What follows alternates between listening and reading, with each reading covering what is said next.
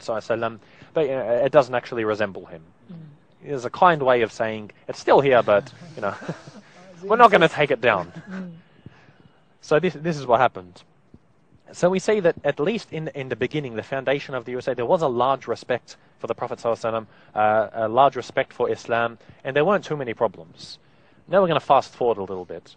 We're going to fast forward to the Nation of Islam. Anyone's heard of the Nation of Islam before? This is like a black organization. They are telling that they are Muslims, but they are No. they are like racists. What actually happened? You had a group called the Nation of Islam. And it's a beautiful name, sounds nice. Nation of Islam. Do we belong to the Nation of Islam? Yes. We all belong to the Nation of Islam. Yeah, the name itself sounds nice. But the way it actually started, because you had a lot of black equality movements. Because even after, slavery was abolished, in theory they said all men are equal, all of these things. The reality was you still had, segregation. They were still mistreated. Yeah, they were very, very mistreated. So a lot of the, the blacks, the African Americans, were saying, where are our rights? So you had a lot of movements jumping up. Some were political movements, some were religious movements, and then you had some, secret society movements. And there was one group called the Moorish Science Temple. The Moorish Science, Moorish comes from, Moors, the Moors of Andalus. They were inspired by the Muslims of Andalus. The reason why they started this organization is they wanted a black version of Freemasonry. They said the whites have Freemasonry, they won't let us join, so we'll have black Freemasons. So they invented their own, tale. Like Freemasonry took the tale of, the building of the... And they use Islam because Islam is like always in fashion. No. As we saw in the last episodes. Indeed. So like the Freemasons, took their tale of the building of the Temple of Solomon, they took, Andalus as their prime thing, the Moors. And so this group began. And they had a member, his name was W.D. Muhammad. His name was Wallace Fard Muhammad. Now, he was the person who actually became responsible eventually for the Nation of Islam. We'll stop here, inshallah. I'd love to talk about the Nation of Islam after this break, inshallah. There's so much. It's a major point of the history of Islam in the USA. So, dear viewers, do stay tuned. We'll be back with you in a very short moment. Our legacy.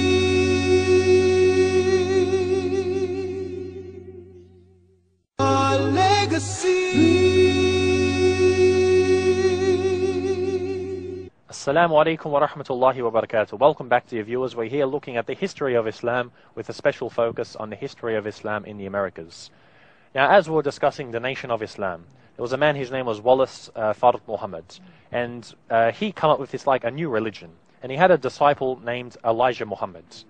Now, what had happened is once Wallace Fard Muhammad died, Elijah Muhammad basically said that Wallace Fard Muhammad was Allah. He said Allah came to earth in the form of a black man. Allah is a black man, and Elijah Muhammad said he is the prophet of God. So Elijah said he's a messenger. He said we're Muslims, meaning we follow Muhammad ﷺ, but he's another messenger. So this is kufr on two fronts. Number one, saying a man was Allah. Second, saying he is a messenger of Allah. So this was the belief of the Nation of Islam. So what had happened was this group, the religious reasoning, what they said, was absolute absurd. But as a political movement and a social movement, they were very successful. Because they gave pride to the black people, to the African Americans, saying, stand up.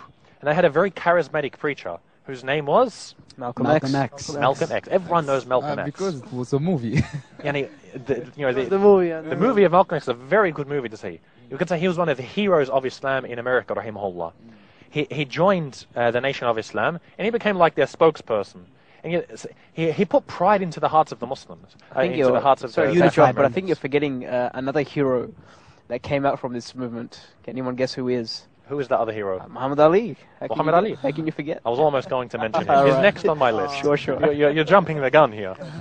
Now, Malcolm X, as we're saying, he was a very wise speaker. He was really in contrast to Martin Luther King. Martin Luther King was talking about peace and forgiveness and this. Malcolm X was the complete opposite. And to quote one of his sayings, he said, "Be peaceful, be courteous, obey the law, and respect everyone. But if someone puts his hand on you, send him to the cemetery." Yeah. And this is what he was teaching the African Americans. We just say that this organization is not موحدون. They weren't Muslims. But what happened? This is why we're focusing on Malcolm X. First, he put pride into the hearts of the African Americans. Unified them. He Unified them. He unified them to a large degree, and then we see he actually made Hajj because he didn't get along with Elijah Muhammad. He found this man was a munafiq, and he was sleeping with lots of women. He was having illegitimate children. He left the Nation of Islam. So he left the Nation of Islam and he went for Hajj.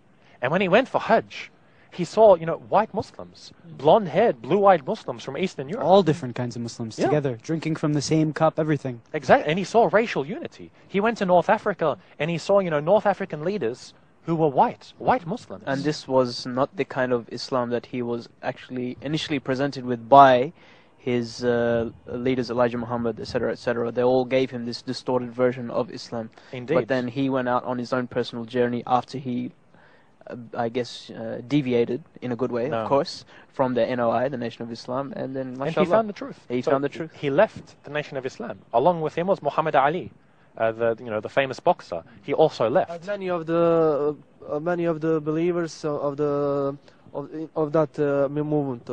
What had actually happened was the son of Elijah Muhammad. His name was Wallace Muhammad. Later, he changed his name to Warithuddin Muhammad. When Elijah Muhammad died, he took over. And all of his life, he always said, I don't believe in this nonsense about a black man being Allah. He was a pure Muslim, Ahl Sunnah. So after his father died, he took control of the Nation of Islam, and he told the people, my father said all these things. He was just, preparing you for the truth. And the truth is we're Muslims. And he got the majority of them. 2/3 of them joined mainstream Islam. This is the largest conversion, perhaps in almost history, where you had so many people, 1/3 of the Muslims today in the USA are African-American converts from this time. So, Warithuddin Muhammad, he only died a few years ago, rahimahullah. May Allah have mercy on him. He did an amazing job bringing the people to Islam. Now, of course, you still have today, a man, his name is Farah Khan. He actually revived the Nation of Islam. So they do still exist.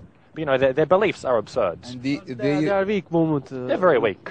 They reunite with Malcolm X. No, Malcolm X, by this time he died, rahimahullah. I think that he was killed. He was killed because he was actually Muslim. killed after leaving the Nation of Islam. May Allah accept him as a shaheed. Now, jumping forward a little bit, it's going to be hard to tell everything in a complete story. I'm just going to get some interesting points, inshallah. There's a symbol of Islam. It's no longer existing, but there was a symbol of Islam in the USA. A famous building, one of the most famous buildings in the history of the USA. It lives in infamy. People are going to know about this building for the next few hundred years because of how famous it was in the USA.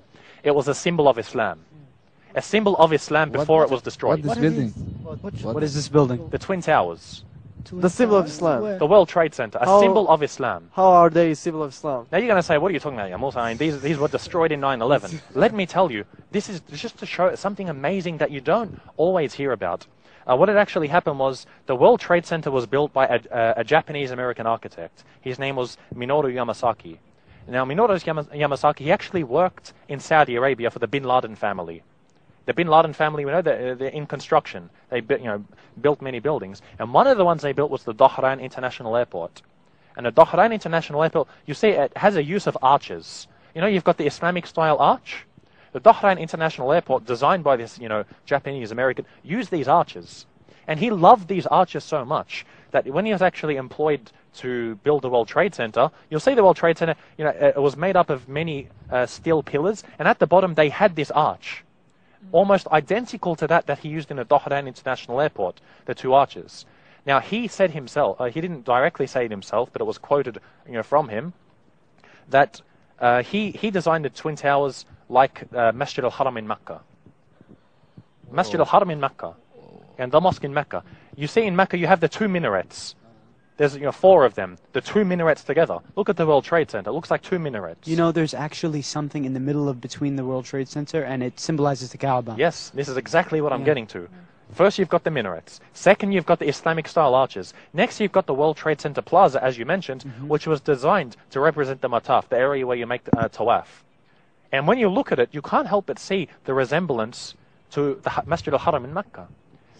So the building, which in some part for many years was the biggest buildings, the world was inspired by the Masjid al-Haram in Mecca. Exactly.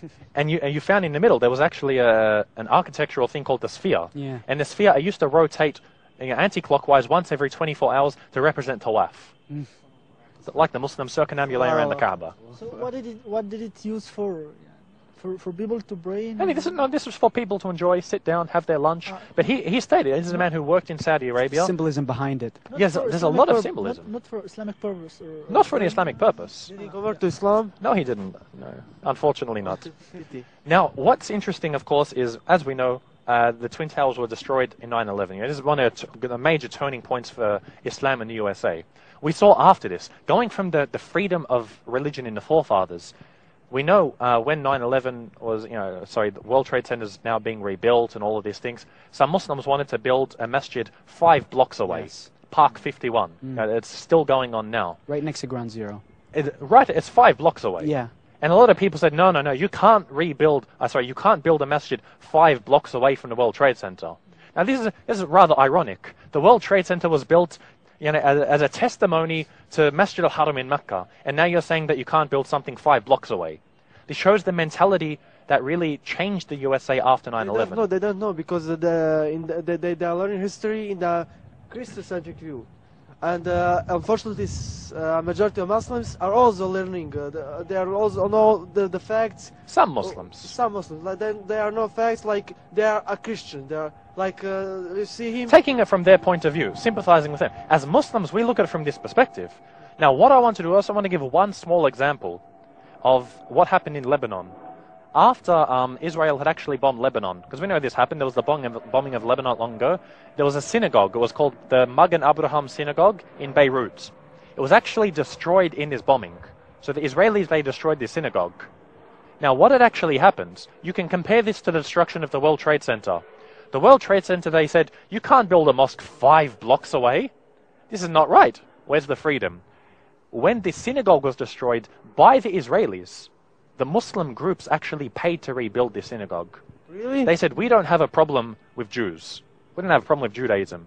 Even though it was Jews that bombed us, we don't have a problem with their religion. We only have a problem with political Zionism. And they paid to rebuild this masjid. I mean, where are you seeing freedom in the world now?